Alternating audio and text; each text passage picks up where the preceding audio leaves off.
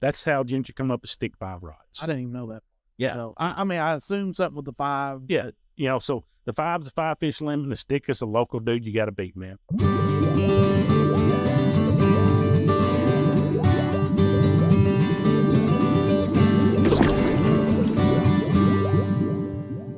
Hey guys, welcome to the first episode of the Hunter Fishes podcast. Very excited to have this podcast going. We've got the man behind Stik5Rods, who presents this podcast, Mr. Jim Fowler, here with us. We're going to dive a little bit into the rods, into Jim's life. I don't know a whole lot about Jim, so we'll see if he's got any top secrets that he's not supposed to tell me. Not many, brother. Jim, how are you doing? Good, man. First thing, we're proud to have you aboard, man. We're excited.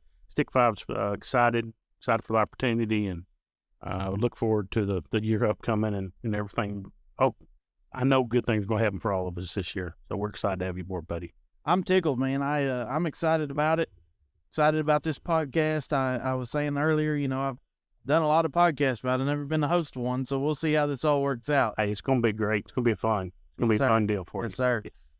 So, well, let's just jump in a little bit.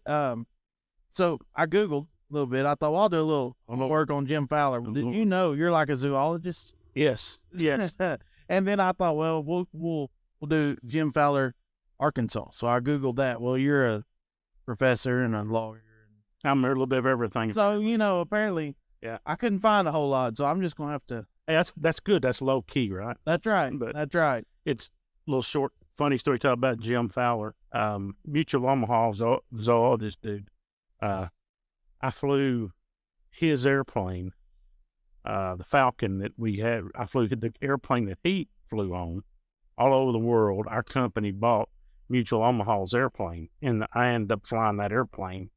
Oh Lord, 4 or 5 years we flew it. Really? And you'd be surprised at the amount of people you would run into that I got related to him. That's Mutual Omaha, Jim Fowler. No, it's a different one, different dude. But anyway, it's kind of funny. It's a small world when it comes to that. But anyhow, go ahead, man. That's what I know of you is you're a pilot. Well, I was, yes, sir. You're a retired pilot. Yes, sir. You're like to drive a really fast boat. Well, catch a few fish. Calm down from the fast boats, but the fishing has become more important. Obviously, so and then Stik5. And Stik5, yes. The new thing. Yeah. We'll get to that here after a while, but what about the pilot? How long did you do that? 33 years. 32 or 33, right at 33 years. So, were you commercial pilots the whole time? I went through college. I grew up on a farm, and my earliest memories of flying was Dad had a good friend that had a little 7AC Champ, and I've ridden tractors since I was 7 years old, raking hay, baling hay on the farm. And I'd be raking hay, and Joe would buzz over the top of us and just scare the living daylights out of you. Then land in the hayfield out in front of us. And I grew up around watching guys do that around airplanes. So, when I started, we all wanted to go to college. And so when I started college, Interstate State had the aviation program. And I started in the ROTC, and I wanted to commission into the armed forces, but I didn't want to fly a helicopter. And so my second year through ROTC, I went ahead and joined the aviation program. I got a degree in aviation and got out in the 90s, really wasn't much work, so I started slinging bags for Lone Star Airlines out of Hot Springs. It was a little commuter airline, and worked about a year throwing bags. They finally hired me as a pilot. My first year pay was $12,100 flying an airplane full of people. Big pay. Big pay. And it's been a couple of years there, and got a chance to get into after I kind of skipped some stuff that went on there, but anyways, I flew every wreck and crate there was, got enough hours, slung bags to them, got hired, and then there was one of my close friends, 3 of my close friends died in an aircraft accident, and kind of quit flying for a while after that. And every time I'd look up, I'd think, man, I'm supposed to be up there. So got back to flying again and bought my first type rating for jet. Every jet requires a type specific rating, and built hours, just flying everything I could, and then just worked my way up from there and got hired by a company in Little Rock in 5, spring of 2005, and been with them until last year. I've been blessed. It's been a good career, but I tease my dad. I say bad genetics, but I was born with a heart murmur, and I avoided that as long as I could. And if I had to get that squared away, and when I did that, I ended up medically retiring. So wasn't quite ready to retire, but it was time. It was time. You knew it was. I knew for the last 3 or 4 years I should have, but but when it gets to the point to where you start worrying about your safety of others, right, above your own, well then you just know when it's time. How it is. But yeah, that led me to Stik5, and that's where I am. So we both know the story of Gentry and what happened there, and I don't know. I think the good Lord has a plan for everything that happens, man. You don't always understand it. Trust me, I wish I understood it a whole lot more than I do. But things happen for a reason, and people come in your life for a reason, and that's kind of where we're at right now. So. I'll tell you real quickly my experience. I like planes. I like flying. I think it's cool. I know nothing about it. Absolutely nothing. I've flown like 5 times commercially in my life, and then last year, I think you probably know the story. Last year, my wife went into labor, and I was in Florida at the Harris Chain for a tournament. She called me during the national anthem first morning, and she said, "I'm in labor. I'm being admitted to the hospital." I was like, "Oh no, I've got to go home." So I get on a commercial plane. I fly home. Nothing. Surprised they didn't think I was a terrorist, because they're like, "Can I help you with your bags?" I'm like, "I don't have bags. I don't have." Well, what about carry-on? I'm like, "Just get me to Little Rock. I've got to go. I have nothing. I came from a boat ramp." And I left my truck and boat down there. So I decided, we had the baby the next morning. I decided I was going to get back on a plane that afternoon and fly back and fish the last day of the tournament to try to stay in the championship. And I couldn't get a flight for like 4 days. I couldn't get a flight. And, truck and boat sitting down there, and I'm trying to figure out what to do. And I put a post on Facebook, and a very nice gentleman, friend of a friend, "Hey man, you take care of the fuel. I'll get you back to Florida. Got my own plane. Let's go right now." He said, "I'll fly to Searcy," which is where we were at, where I live, "and I'll pick you up at Searcy Airport, and I'll get you to Florida." I was like, cool. Well, he pulls in, and super good dude. So thankful he was able to do it. Man, that plane wasn't real big. Like, it wasn't a whole lot bigger than a crop duster. And I'm sure it was a nice plane. I know nothing about them, but I climbed in, only time I'd ever flown was commercial, and I climbed in this plane. I'm like, oh my gosh, I hope we make it to Florida. And it took 2 stops and 8 hours. It was not a quick flight back, but it was very nerve wracking. But one of the coolest things I ever did when we got up, and could see. We never got so high you couldn't see. Yeah. Like, I had service and I was texting people the whole time, but able to see, Mississippi River when we crossed it and flew. We actually hit Destin and flew down the beach, which was really neat, at night on a Friday night. So, but just the whole thing was cool. But that is my entire experience of being in the air. So it's a great. Now 9/11 changed everything for a lot of people around the country, around the world, and it sure changed aviation. When I was flying for Lone Star, we could just show you had an ID. You show your ID, and I could pop aboard American Airline. And one of my domiciles at the time, I was based out of Dallas. I just showed I couldn't count on my own airline to get me to work because they broke down by half the time. So Hot Springs was a maintenance base, so we got all those broke down airplanes up there, and that would come in from the system.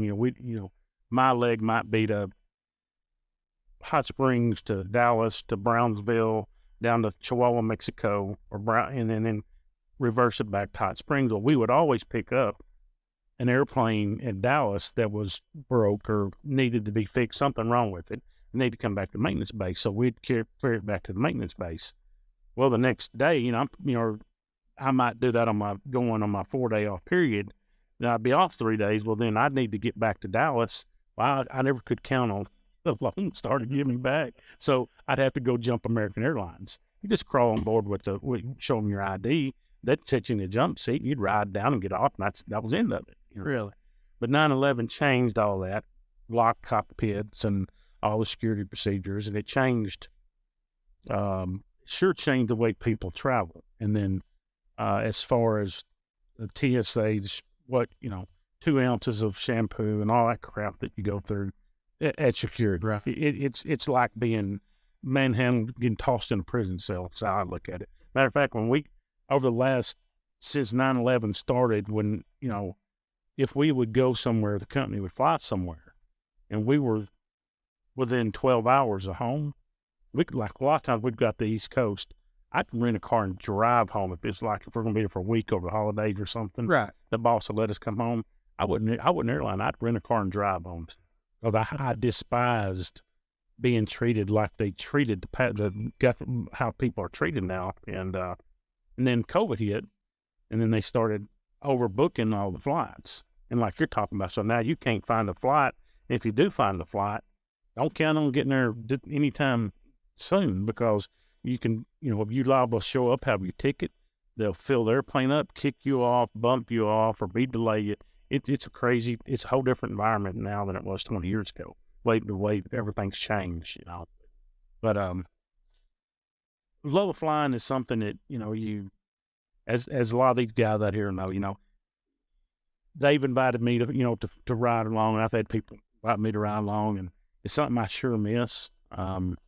But I'm scared to get back in an airplane and do it again, because I'm afraid I would really, really miss it. And, at this point, I don't know if I ever have another medical, so it is what it is. Right. But aviation's been great. It's been a great career. It's a great thing. My daughters, one of them wanted to fly, and I discouraged her from it, and I don't know if I did the right thing or the wrong thing. So, she's strong-willed, strong-headed, and independent. So, I don't know. It's a great thing. It's been a good career. So, but now it's time to move on to bigger and better things. So that's right. It kind of let you move into this Stik5 role, I assume. It did. We were, when I knew in December they were going to have to do surgery, and I've pretty much figured I'd lose my license. I knew that was coming. You pray about things, you worry about things a lot. I didn't know where I was going to end up or what was going to happen.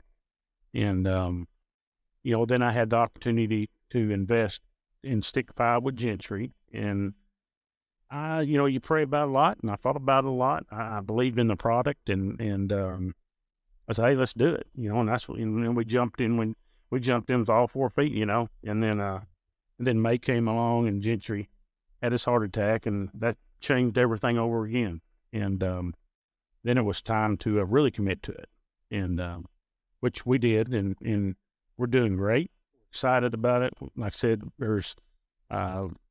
we got a lot of great things happening. You being one of them, man. I mean, I appreciate it. This coming year is going to be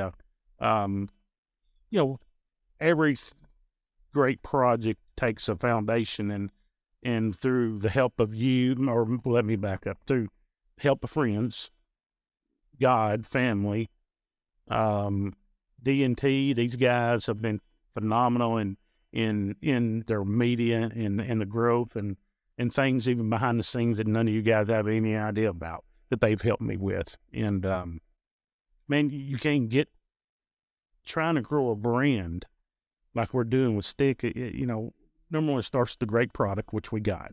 Right. And then it's easy to chase that dream if you really believe in the product, and it makes it easy. And these guys, without all these pieces of the puzzle that fall into place, that I had nothing to do with, without these pieces falling into place, and this wouldn't be happening. And so there's a great number of people behind the scenes, and people in the scenes. You got all my, Curtis and Hank and Sam and all these guys, these pros that have stepped out here, and these guys that are helping us expose this product and this rod to the customers and to the world. It's not one person does anything. Everybody does everything. Right. And it's been a great experience. And like I said, we got a great year coming up, and we're all excited about it and look forward to see what happens. What kind of goals? I mean, you want this to be a national company, I assume. Is that your goal? You want these in every state, dealers in every state? Yes.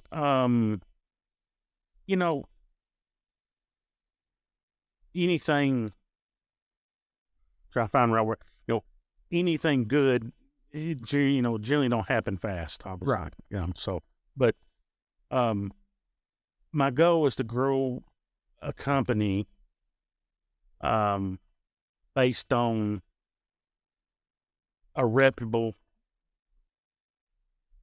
phenomenal product. I don't want a rod. I mean, everything is man-made, can break, or there can be faults. But, I want to build a rod that the guy can carry out and fish with and not have to worry about it breaking.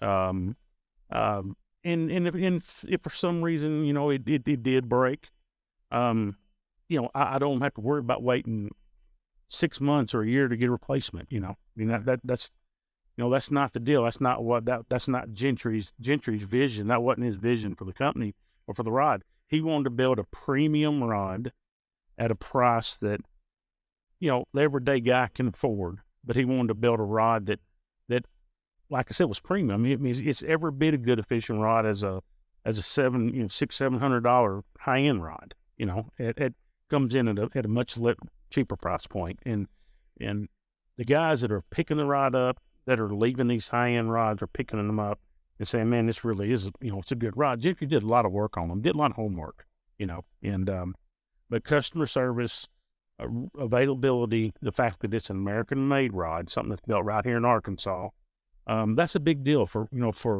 me. I mean, we have,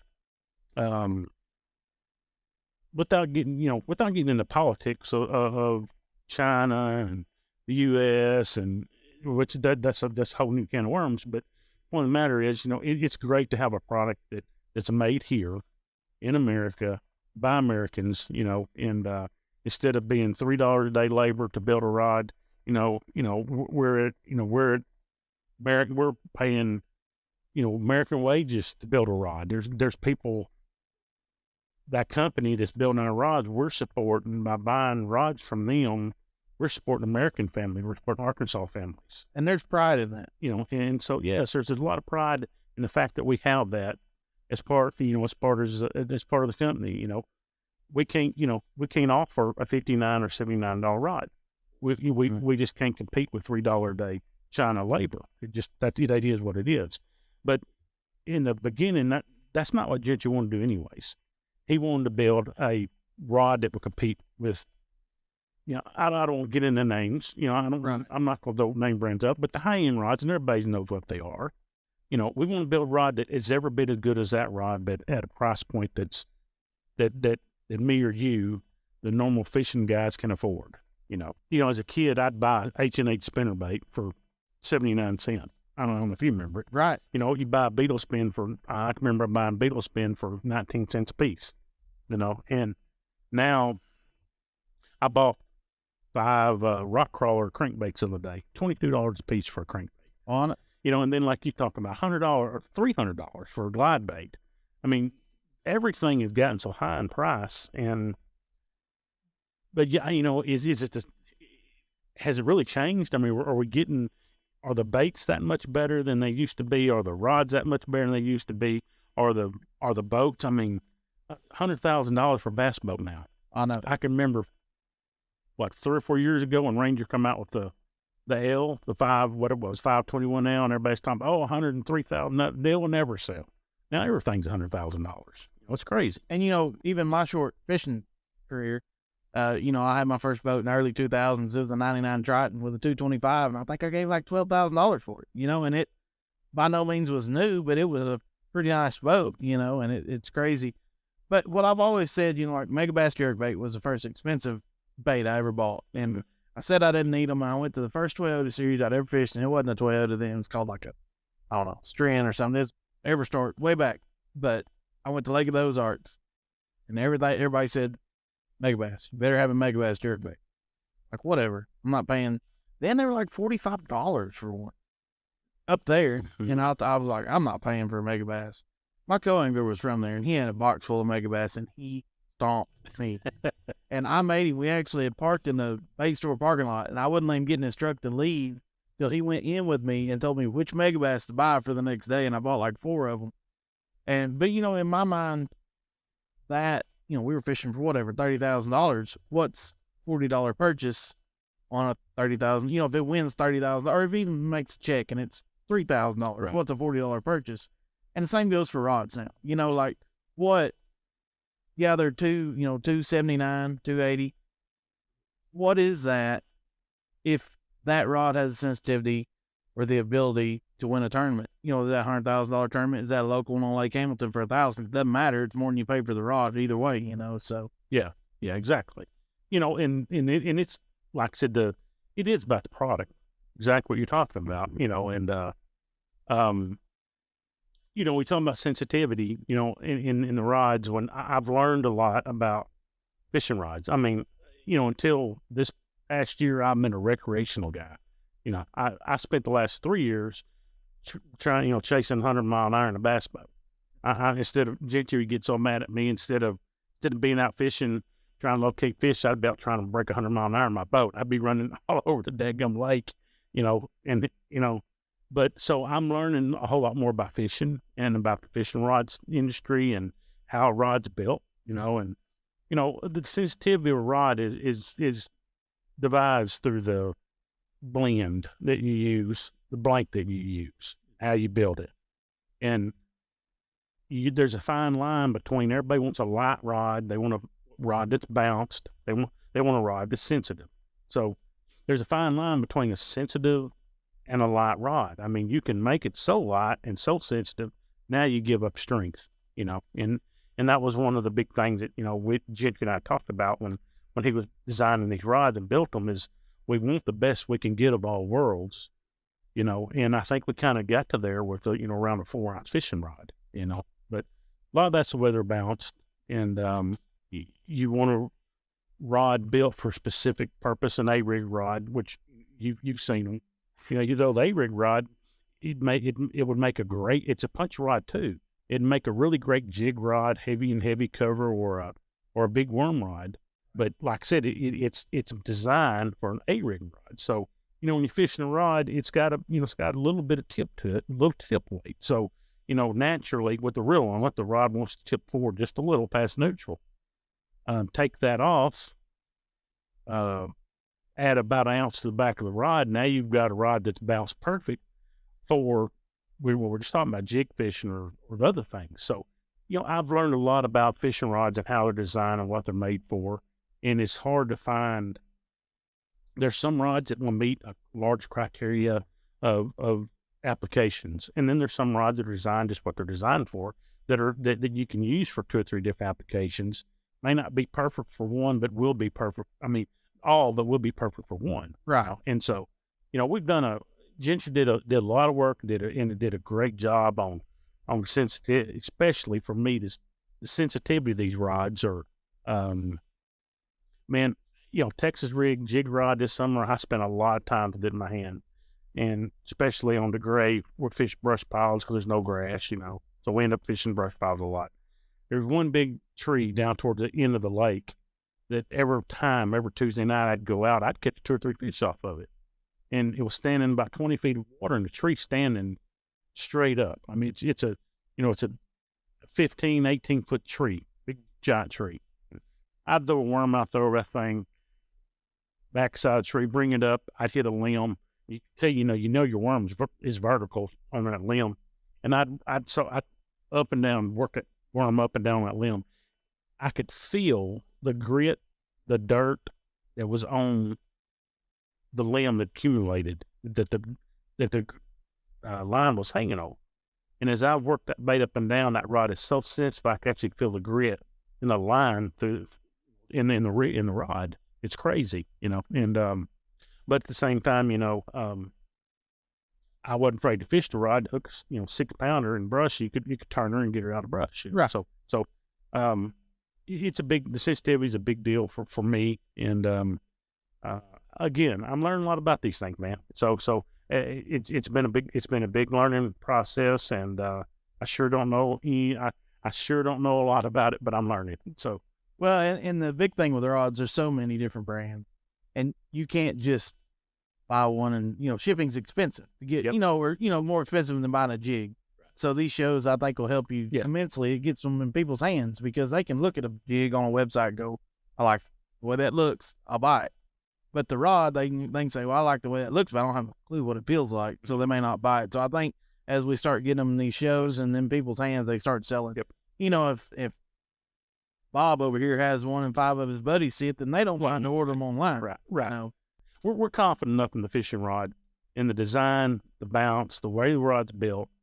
I'm confident enough to give that kind of a guarantee, because I know that if a guy will buy the rod and they'll fish it, they'll buy another. I mean, it's just, a fishing rod, I don't want to sound wrong when I say it, but you can't do but so many things fishing rod. A fishing rod is fishing rod. Right. But like we talk about, I think it's the best looking rod on the market, and then we use some of the best components. I mean, we don't, it's not a Torzite, ceramic, titanium eyes and all that. I mean, you can get into spending, $30 or $40.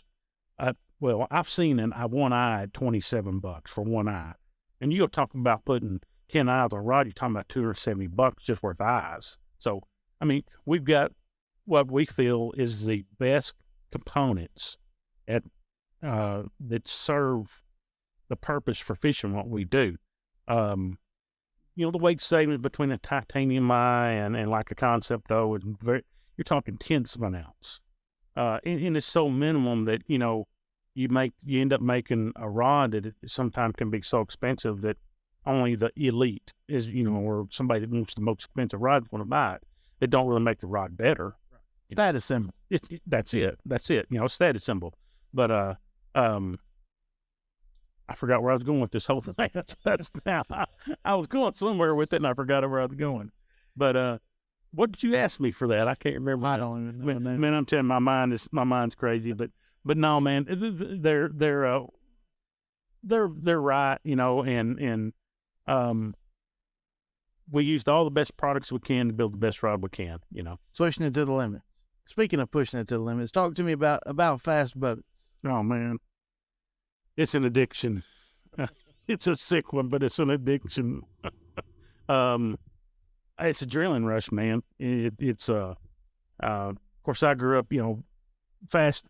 I grew up building hot rods and racing cars, and obviously fast airplanes. The only thing I really have never liked is fast women. So luckily I've been married to the one right woman for almost 28 years coming up in about a week or so. So, man, I got off into, my first bass boat was a 87 laser tunnel hole. It was a 18 foot boat, had a 150 Merc on it, and the thing had run GPS in the time. For GPS at the time looked like a bread box, but I had stolen one, or let me back. I had borrowed, temporarily relocated a GPS of one of our airplanes we were flying and put it in the boat, and the boat ran like 83.4 or something with the 150 on it. Oh my. But it was a tunnel hole, you could put your hand in your lap across the lake, it'd go. Now you might not have kidneys when you got to the other side, but it would go straight. And, I remember that boat. And then, like I said, I was a recreational guy. I got off into, oh Lord, everything, but a shooter. Now I've been a long range shooter for a long time, and I've competed in that for a long time. And I got off in that for a long time. And then, I met Gentry, and he was a fishing fanatic. And so we started fishing, and I got the bug for another boat. So I bought a 20 PHX Phoenix, brand new one. And, Lord, that's been 6 years ago, maybe 7 now. I don't know. It's been a while. And of course, I put a Yamaha on it, and it didn't go fast enough. So I flashed it and got into the 80s with it, and it ran. And it was a great boat, and wanted something faster. So I bought a Bullet, and that didn't work out like I wanted. So I got rid of the Bullet and bought a ballistic.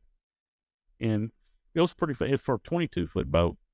I think it was 22.4 where that boat length was. It was a big boat. First one with the 300R ran in the mid-90s. Wanted to go faster, so we built the carbon fiber boat that ran 103.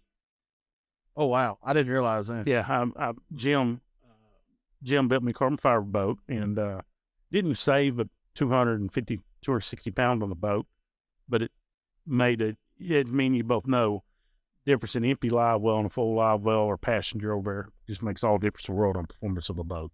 So, problem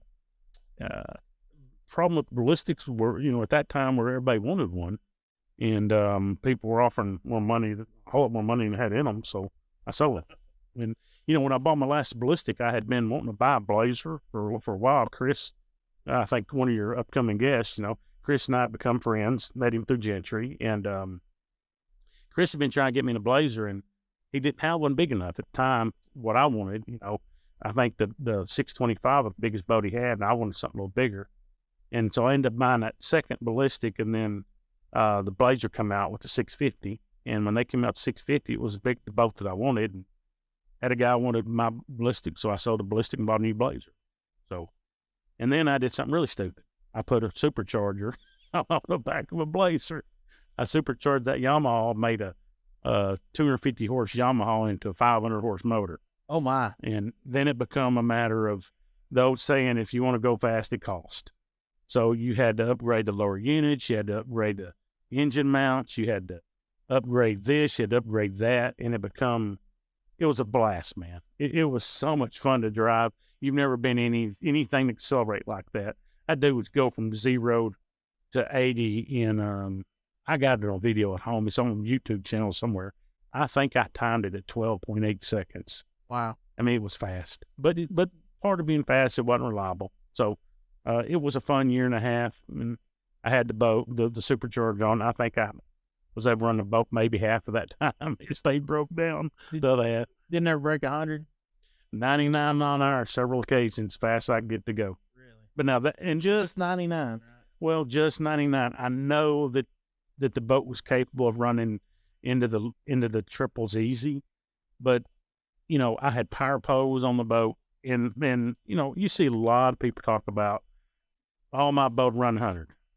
Well, those are the same guys you pass at 75 in a tournament, right? So, but it takes a lot to make a boat run 100 mile an hour. And a lot of people talk about how fast their boats are. They don't understand it. It's a matter of mathematics. A 32 pitch prop, I believe it's 10% slip at 6,400 RPM is what it takes to break 100. 32 pitch prop is huge. Just huge. I was turning a 33 and I was putting it on the limiter with this thing I had. The key to it is slip. And slip is, what slip is. Right. It's just the efficiency of a prop, how forward it pushes the boat forward for every time it turns around.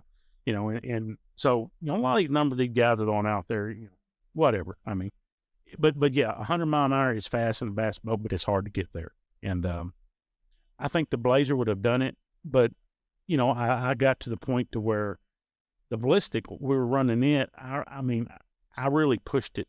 I'd get it above 2 inches above pad and get the boat right on ragged edge. And that's where people get hurt. Right. You blow a boat out at that speed, you're going to get tossed. It's just going to happen. And I've had some friends hurt pretty bad at it. And, the ballistic or the Blazer with the supercharger at 95.5, Israel, me and Easy run across a lake. He got video of me hitting a boat lake, my hands in my lap at 95.5. Really? The Blazer has been one of the most stable platforms I've ever run fast or fished. Is it made run 100? No.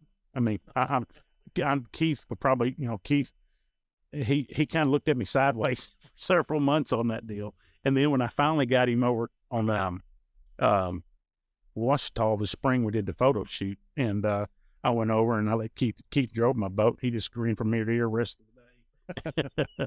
he was having a ball in it. But yeah, it's a lot of fun. Going fast is fun, but there's risk involved, and it's like everything you do. And but anyhow, it become the point where it's a liability issue for the boat. When I picked up the Stik5 part of things, it become to where this spring, even before Gentry passed, I had started fishing a lot more. and I rediscovered, I love of fishing again, and, as a kid growing up, I carried a fishing pole on the back of the boat, and we'd be moving equipment. We'd pass a canal ditch somewhere, and we did.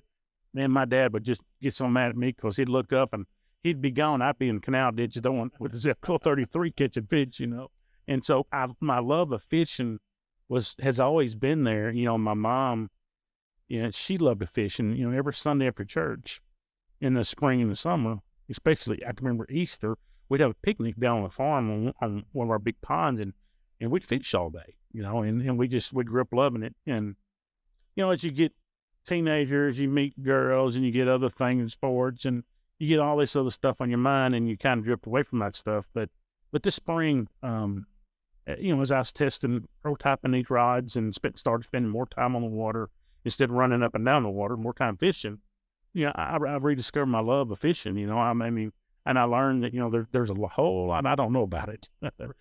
Well, I think there is that nobody knows. Nobody knows, but the joy of doing it, and there's nothing like, it's almost like a drug, that tap on that line, when you set the hook and you feel that rod load up, it's an adrenaline. That adrenaline is twice of the adrenaline. Well, number one, fish can kill you, the boat can at 100.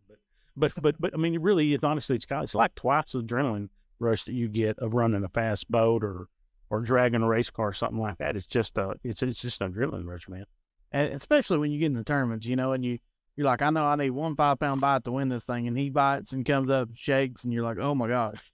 And you're shaking. It's like killing a big deer. It is, man. And that's something that, Gentry got aggravated at me because I kind of drug him. Apparently, he used to fish a lot of tournaments years and years ago, and I kind of drug him into it because I'm my personality's way over the top. My wife calls me very abnormal because I can't just. My wife calls me that. Yeah, she said I can't just do something halfway. I got to go just all in when I do it, and it's with shooting or hunting or fishing or whatever it is. I tend to just go all in when I do the thing, and it's a rush, but no, we got into the tournament deal, and I kept on Gentry. I'm like, hey, let's compete, man, let's compete. And you're right. Now I don't compete obviously on y'all's level because I'd get laughed out back for boat somewhere, but the competition side of it adds another whole perspective to it. Because you're right, man. You go out there and you want to win. I mean, it might not be for $400 or $500 Tuesday night tournament jackpot, but you still want to win. Oh, it don't matter if it's $5 or $500. You just want to win. I've told people before, it doesn't matter. Yeah, doesn't matter what it pays. I'm gonna spend more than it costs to win. See if I can beat you. That's all there is to it. Like if I can beat you, I'm going to try to beat you. In that competition spirit, that's a spirit that Hunter. That I mean, obviously anybody that knows you or meets you sees in you.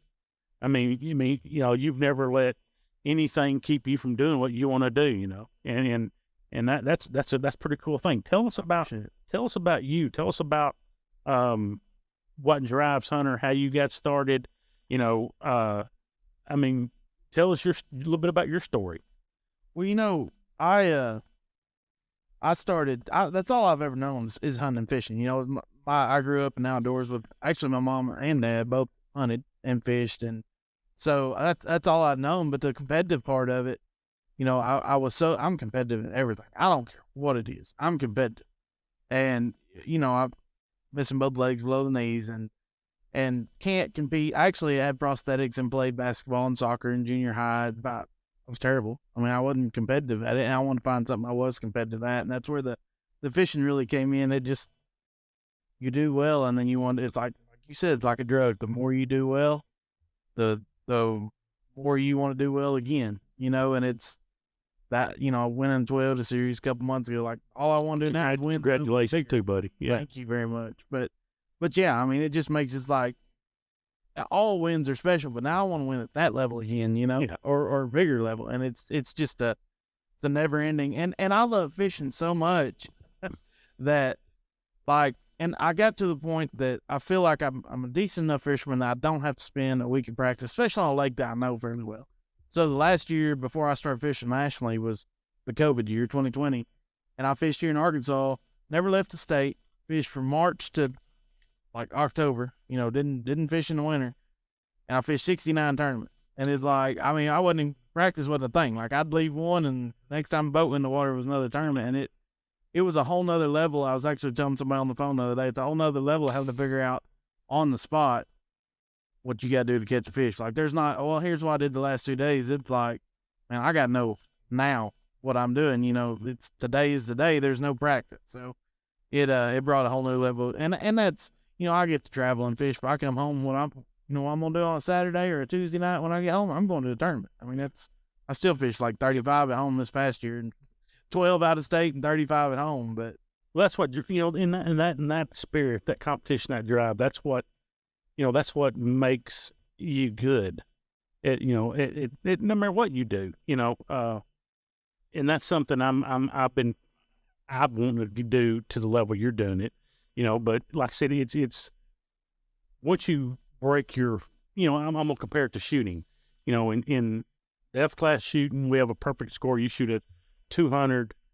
Every string counts for 200 points, and shooting at 200 is not an easy thing.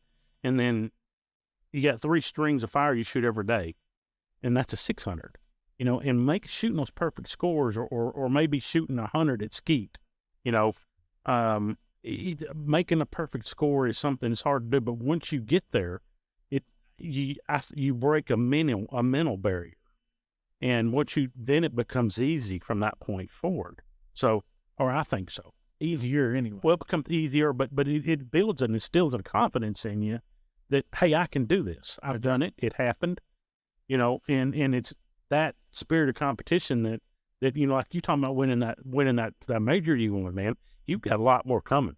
I mean, that's the exciting part about it for me. I hope you're right. Well, you do. And it's once you break that mental barrier, well, then they just start falling like dominoes, So it's going to be exciting to watch you this year, see how the season unfolds for you, man. I'm excited. That it definitely gave me confidence, that I'd never had before, and fairly confident in my abilities, and this gave me confidence I'd never known. So I'm excited about it. But with the confidence you talk about, to get to that point comes the sacrifice of, like you talked about, you fished 69 tournaments with practice and with you're gaining, every time you're out there fishing, you're gaining knowledge. And that knowledge you apply even unconsciously to everything you do. This thing, and I can reflect to that with the shooting side of things. I lay down, I look at a wind, or I look at a mirage, and I look at the terrain. I'm like, hey, I know this mirage, this wind condition, I know where this shot's going to go, and that before you pull the trigger. And I pull the trigger and hit dead middle where it's supposed to hit. And that happened because I have seen that 100 times before, right. And my thick skull finally learned it and remembered it. And the same thing, it applies to the fishing side of things. You look at your water clarity, you look at the temperature, you look at the depth, you look at what time of year it is. I mean, you look at all these things, and it all clicks in Hunter's mind instantly. This is what I should be fishing with. That's the part I'm jealous of you guys about, that I've kind of learned. But that's why I took on as much as I did. Yeah. Left Arkansas 12 times this year, because I think 10 of those times was on a lake I'd never seen, and I did it to better my career further down. Yeah. That the more I can put myself on unknown water, the more I learn that I have that experience. And it's all, and like you said, it's all about sacrifice, man. It's how much, and that's why I get to go speak to like schools and stuff quite a bit. I love to tell them that. It's how bad do you want it? Because do you want it, just bad enough to show up, play on the football team, or do you want it bad enough to practice when nobody's practicing and be the starter? Because that's the difference. That's the key. And if you don't want it that bad, go home, because somebody else wants it worse than you do. Yeah, exactly. Yeah, nothing worth having comes easy.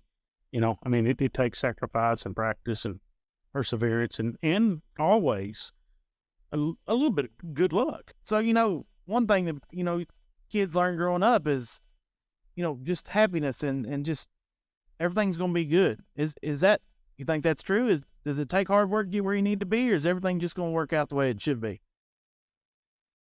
Well, that's a loaded question, ain't it? You know, me and you've talked about off camera. We've discussed faith quite a bit, and faith is a big part of important part of my life. I know it's a part of your life. I mean, you turn these things over as you adult, as you come to know Christ.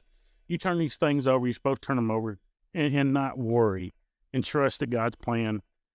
He's got it planned for you, and then hopefully, I pray every night to have enough sense to jar my head and follow that plan. So, but as far as the youth go today, man, nothing.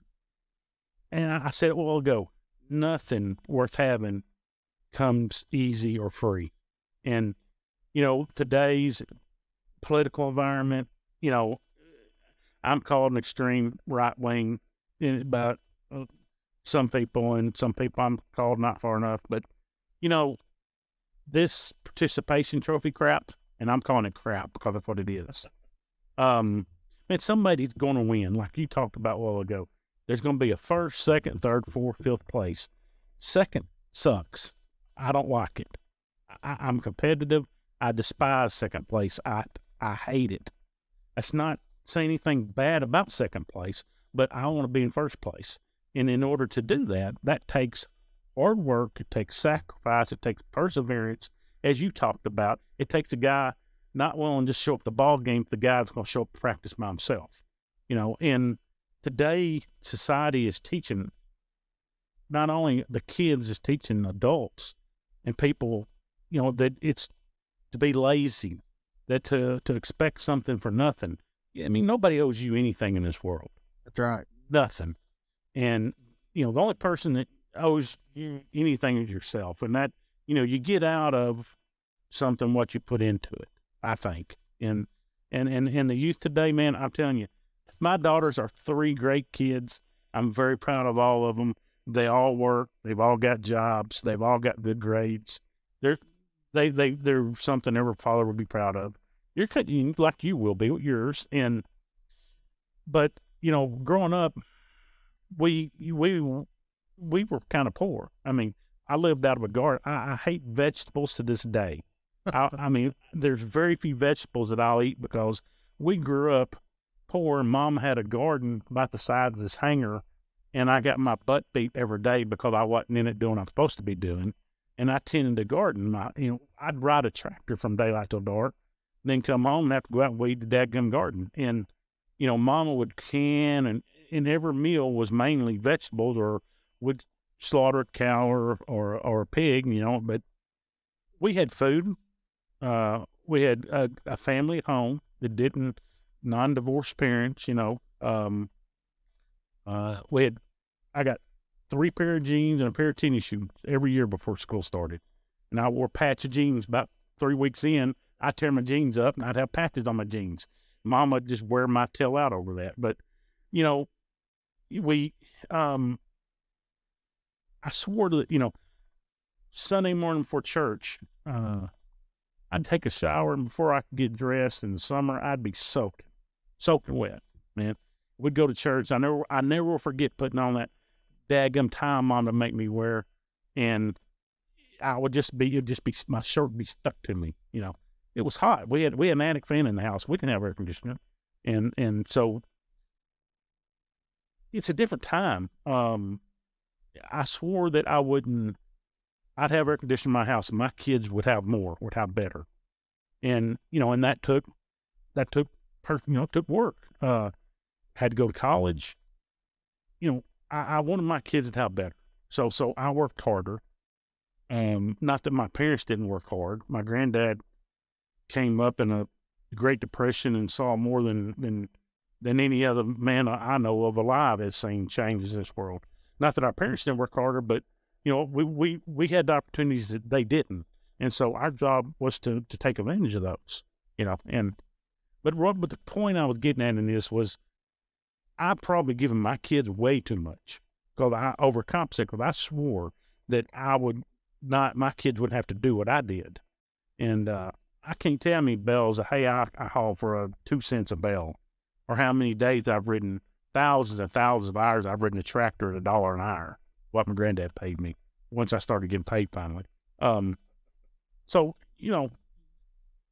this world today, I think, has gotten backwards in a lot of things, the way they look at things, and I don't know. Like I said, this whole thing has gotten crazy and changed, and I don't know how the world got turned around as quick, as fast as it did with some of that stuff.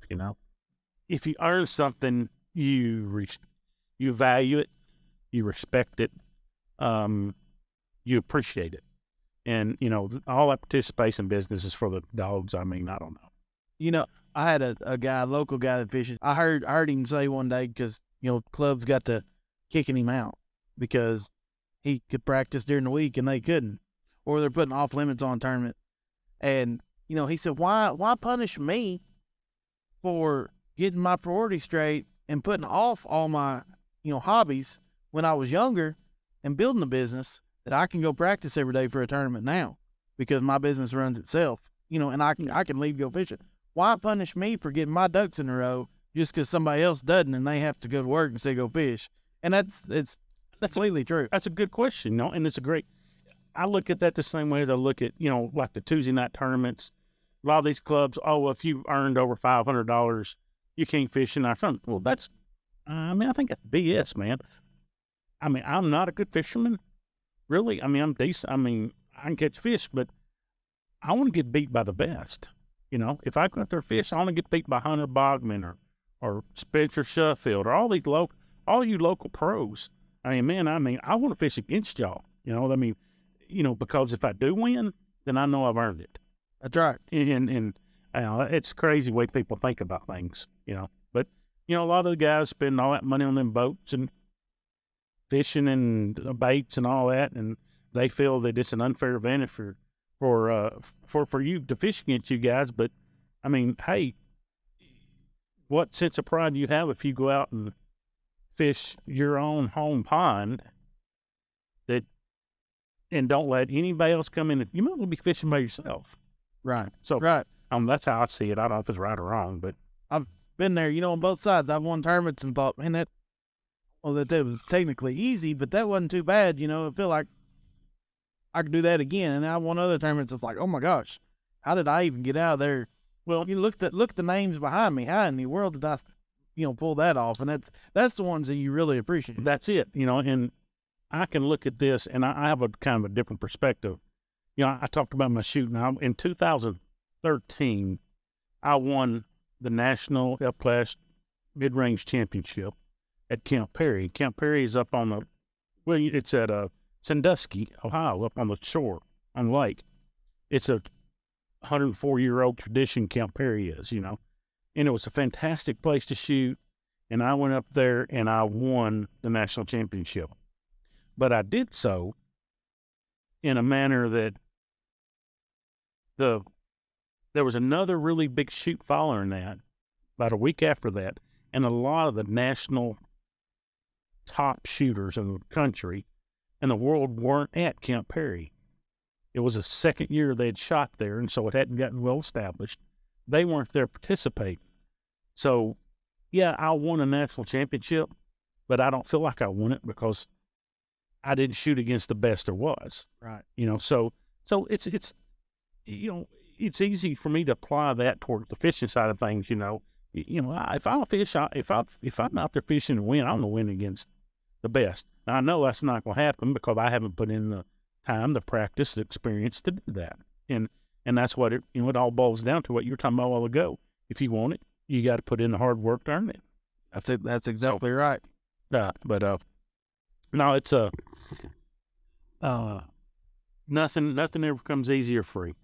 That's the best way I know to say it. So right. But what how far a shot have you ever made? Farthest shot? On a animal? No, target. Oh, about 1,200 yards probably. I mean, I haven't, around here. I want to shoot. In the F class, we're shooting 1,000. We shoot long range. We shoot 800, 900, 1,000. In mid range, we shoot 300, 500, and 600 yards. So thousands and thousands of rounds between 300, mainly between 600. 600 where I feel I'm a better shooter, but between 600,000 yards, tens of thousands of rounds, So, but to shoot 1,200 or out past that is what they call extreme long range. And that's done out in New Mexico, places like that. I've never, we don't have a place around here where you can shoot that far, number one, really. And then a place you can turn loose of a large caliber bullet that you don't have to worry about getting away from you, Right. So I've never shot really past 1,200 yards a lot. Well, I don't know that I've ever shot past a quarter of that. But no, I want to do the extreme long range stuff. They shoot out to, they're making, I think now the record's like a 4.5 mile shot. Oh, wow. But they're shooting, 400 to 600 grain lathe turn bullets, and they may shoot at a 4x8 sheet of plywood 47 times before they hit it. So, you just, I don't know if that's just luck of the draw or, those guys are actually having to shoot in a restricted airspace because the trajectory, top trajectory of the bullet gets high enough the airplane can fly into it. Really? It's at that kind of mileage. It's like that. At 1,000 yards, most of the calibers we're shooting, the top trajectory is about 12 feet. So, so at 500 yards, the bullet's going to be roughly 12 feet off the ground. So, wow. But it's that's a deep subject and a rabbit hole. I can go down and talk about all day shooting, man. I love it. That's something that kind of like the dream of fishing, man. Once you do it, it is a lot of fun.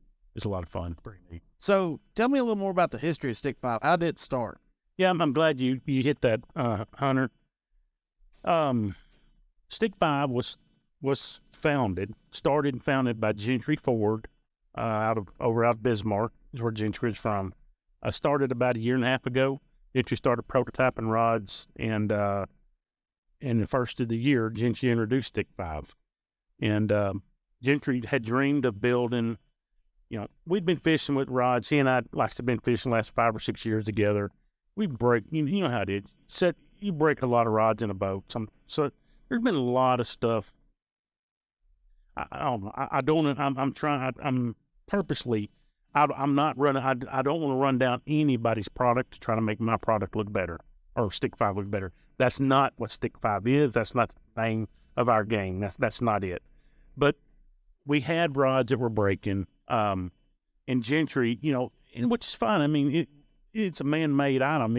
Sometimes they're going to break, but getting them replaced, the warranty, that's an issue, and it's still an issue. A lot of these companies that are overseas because products are backed up, and you know what I'm talking about. So Gentry wanted to build a premium rod that was made here, that we could warranty here, we could replace here, and that's where the dream of Stik5 started. Stik5 was named Stik, the local Stik. This is a grassroots company. We don't want to be. Gentry didn't want to see it. Hopefully it'll grow into a giant company, but it's a grassroots company started in small town Arkansas. And the local, as you were talking about a while ago, when you fish against some guy, you don't fish against the best. Wherever lake, every place you go will have a Stik, the local Stik. And that's where Stik come from, the guy you got to beat. 5 comes from a 5 fish limit. So that's how Gentry come up with Stik5Rods. I didn't even know that. Yeah. So, I assume something with the 5. Yeah. So the 5's a 5 fish limit, and the Stik is a local dude you got to beat, man. So, or gal. So We're going. So that's how he came up with it. And so that's how Stik5 dream started. And then Gentry, he took to the next level. He took the next step. He went and contacted the local company out Harrison. That's a very renowned company building fishing rods, and started prototyping rods, and then designed a line of 12 casting rods and 3 spinning rods. And each rod some of them are much more application specific than others.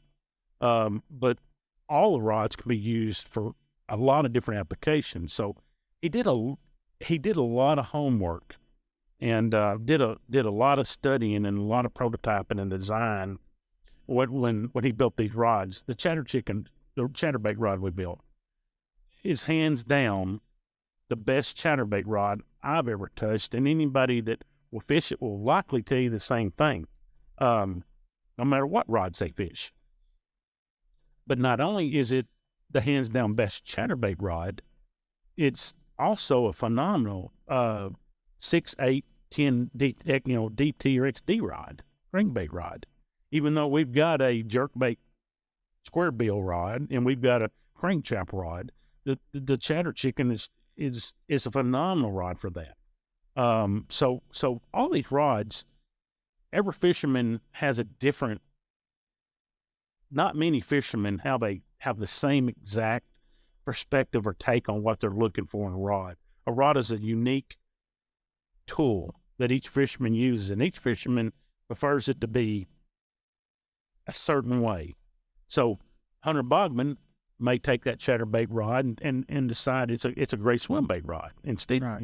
So everybody has a different way. But Gentry, when he designed the rods, he spent a lot of time, asked a lot of pros. I'm not, and put these rod in these guys' hands, in a lot of these guys' hands, and they design a rod, and he would make changes. I didn't understand when you build a fishing rod, there's flagging, there's marking, the tips. I didn't understand until I got involved, what the action and the power of a rod, the tip of the rod, and then you learn how the rod's built. So, he did a really good job designing these rods. And so I want to give full, right here on this podcast, in front of God and everybody, full credit. Gentry Ford designed these fishing rods, not Jim Fowler. Jim Fowler's not supposed to be sitting here. Gentry Ford is. And unfortunately, we lost a great friend and a great guy way too soon, and he never got to see this dream become reality. And that's what I'm so thankful for you and the D&T guy, the D&T media guys. I'm thankful for everybody trying to, that's helping me make this a reality. And so I wanted to make sure I gave a call out to the true founding of the company, how it got started, who started it, and the fact that we're just trying to carry it on, but that's just a quick background on Stik5Rods and how we got started and who we are. Gentry will always be the forefront of that for all of us, I think, for he was all of our buddies. Man, you knew the guy. He was a phenomenal guy. He was the best. I mean, he was a big-hearted guy and honestly, one of the best fishermen I've ever fished with. And Gentry had the talent to make it if he'd ever wanted to fish the circuit, he could have done it, because he could read the water, he could read the fish. I mean, just like I can read the wind for shooting, because of the experience. He had that experience, but he was a great guy, and he had Andy and Lindsay and Laney and Allie, the daughters. They're just all good people, and so he's missed a lot, man. You're talking about deer hunting earlier. Man, I've sat more on deer stand this year than I have a long time.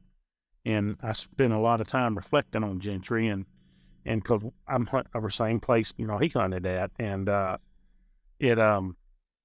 it's been a crazy year. He's missed a lot. So Definitely. Well, hey, I really appreciate you coming on. We'll get you out of here so you can go get in a deer stand maybe this afternoon. I hope so. I'm going to try. If I got some stuff to get done, I get home, I'm going to try. So, but man, I appreciate you having me on, Hunter. We're excited about you. We look forward to this season. Man, it's going to be a great season for us. Yes, sir. Looking forward to it. Everybody watching, thank you for watching the first episode. Be sure to check out Stik5 on all their social medias, which is Facebook, Instagram, and same for me, Hunter Fishes. You can hashtag Hunter Fishes, Facebook, Instagram, TikTok, YouTube, and it should pop up with Hunter Bogman Fishing on any of those.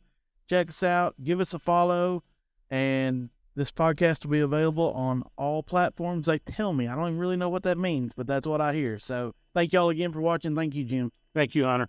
Appreciate you, buddy. Yes, sir.